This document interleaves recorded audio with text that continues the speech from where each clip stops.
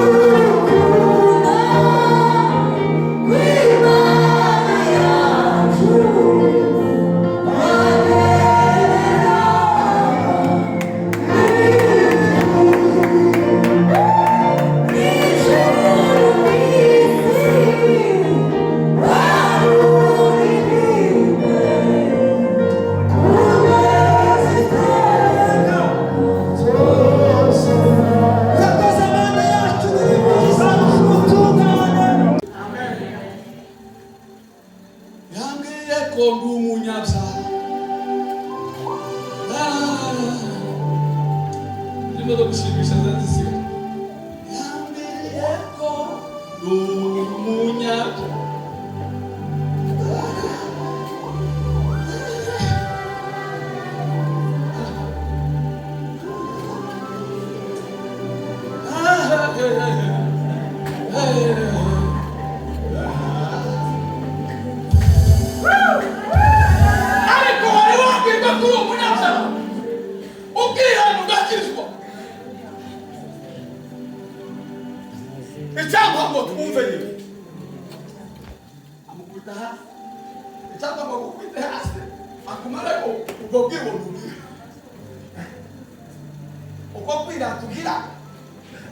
Inzozi y'ubuziro byakumaza umutima ikabikuta hasi.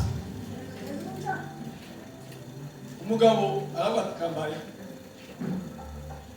haza umuntu aramubwira ati izo wakoze rero ihane urangiza kwihana nta kindi nshaka izo mbaraga ufite zigomba guhindukira zikabiza zo gukorera kwisi nta kindi gushaka ugomba guhinduka ukakorera nizo gusa afata za mbaraga yari yafashe zose Bibiliya niho yavuze ngo nyamara ibyari indamu yaje. Amen. Aho nyamara ibyari indamu yaje nawetekereje ko ari igihombo ngo kubw'ubutunzi butagira kabiri ariko kubona neza amaze guhura na Yesu yasamere ku bundi butunzi butagira kabiri butagereranywa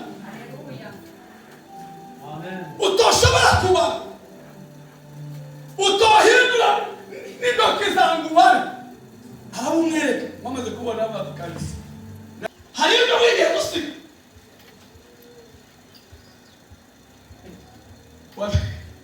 Bwana sita turakasha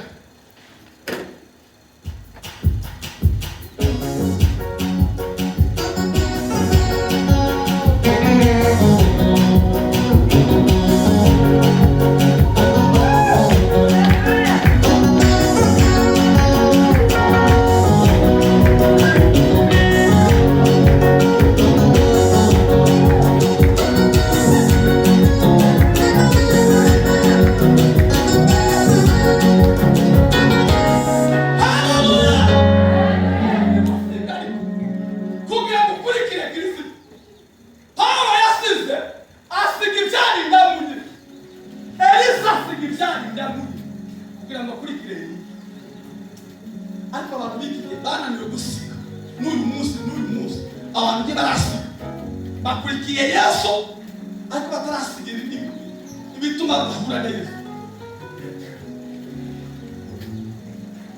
Umuntu aracyafite kamere y'iwabo y'abasinga y'abasita y'abega umuntu aracyayitwikiriye yarangiza akagenda ngo ni umukirisitu wahe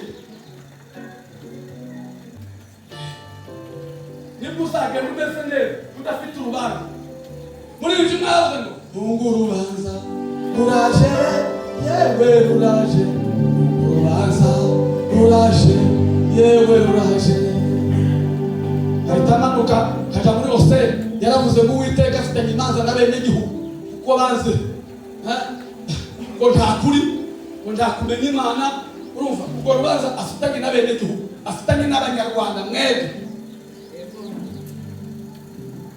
nta kuri nta kumenya Imana none murashaka ngo tugire abantu iyo batakigira ukuri ukarenganya icya cumi urangiza ukaja mu ijuru ukaja mu materaniro uhaza kuzasha mu ijuru cyane nta kivuze n'icyo no nta yindi mvuze akantu kafashe gatoya kandi ni ibintu byoroshye abakirisitu kurenganya muzaba nyatanga muzi ko kuyatanga ugomba kongeraho 5%. Icya cumi wari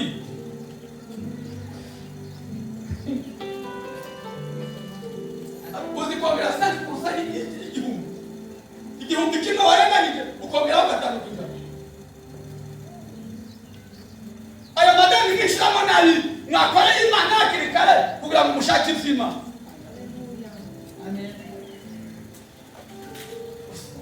kosi lagenda uri mujane kuri dayari ukwezi kwa narangi ukananirwa gukuraho imana yose ukayamira kure. Amaze hinjiramo